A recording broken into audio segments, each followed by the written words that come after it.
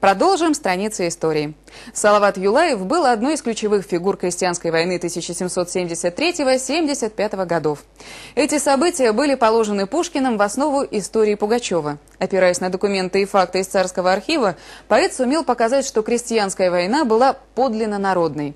Самым молодым полковником пугачевской армии стал 19-летний Салават Юлаев. Национальным героем Башкирии его признали не только за ратные подвиги. Одна из главных заслуг Салавата в консолидации башкирского, русского и других народов, проживающих на территории Урала и Поволжья.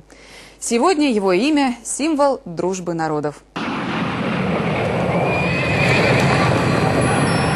Имена пугачевцев предать вечному забвению, глубокому молчанию. Такому же забвению указом Екатерины было велено предать и Салавата Юлаева. Его имя зазвучало и вошло в историю в связи с пугачевскими событиями 1773-75 годов. Возмущение народа правящими верхами охватило все слои общества и нации Российской империи – русских, татар, чуваш и калмыков. Активное участие в крестьянской войне приняли башкиры. Взять в руки оружие был вынужден и Салават Юлаев, который исповедовал мирный ислам. Он не только встал на сторону Пугачева, человека иной веры, но и сумел стать его верным бригадиром и подняться до высот национального героя. Первая крупная битва состоялась под Оренбургом. Вот 19-летний Салават за один месяц буквально нахождения под Оренбургом успел себя многократно проявить. Он участвовал в 3 штурмах Оренбурга, взятии Белозерской крепости, штурме взятия Ильинской крепости, и успел за это получил два ранения. Во главе башкирского войска стояло несколько руководителей, но именно 19-летний Салават вошел в историю. Бесстрашный, молодой, красивый, искусно владеющий верховой ездой, а также арканом, шашкой, копьем, он был к тому же еще и талантливым поэтом-импровизатором.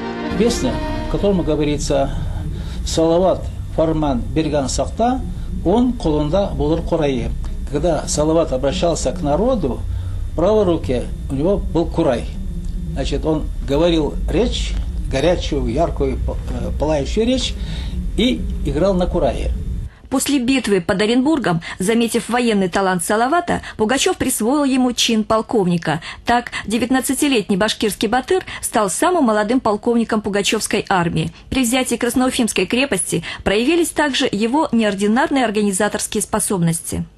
То, что он умел ладить и с русским населением, и с башкирским, и дальнейшее уже действуя на Волжско-Пермском регионе с Мордвой, с чувашами, удмуртами и так далее, показывает, что он был хорошим организатором. На втором этапе борьбы, когда пугачевцы потерпели сокрушительное поражение под Оренбургом и Уфой, центр восстания перемещается в горную часть, Зауральскую Башкирию и Челябинскую область. Тогда какое-то время Пугачев и Салават действуют вместе. В штурме Кунгура башкирский полководец применил новую тактику. Если раньше они, вот как Оренбург, Уфу и так далее, долго осаждали, то здесь Салават Юлаев и Белобородов, они приняли атаку сходу. Это потом очень хорошо сработало при взятии крепости Оса, и Пугачев также применял при взятии Ижевского, Воткинского заводов и города Казани. Память и любовь к Салавату живет в народе и поныне. Сохранилось немало преданий и легенд о башкирском герое. Пишутся новые. Знаменателен тот факт, что самые лучшие чувства к нему питает не только башкирский народ. На Урале выдающаяся сказительница жила Копосова. Вот у Копосовой одна из основных таких, сказать, песен, что ли, это «Салават наш был герой».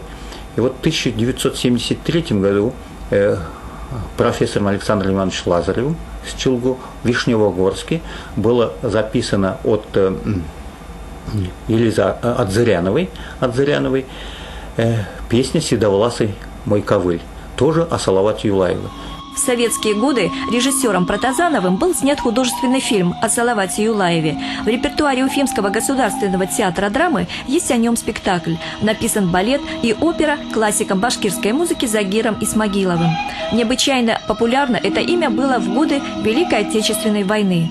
Был истребительно-артиллерийский дивизион имени Салавата Юлаева, был бронепоезд Салавата Юлаева. И когда башкирские конники шли в атаку, это 112-я башкирская кавалерийская дивизия, они участвовали в многих сражениях. Кстати, 76 героев Советского Союза только из одной дивизии. И вот они шли с возгласом и ура, и салават.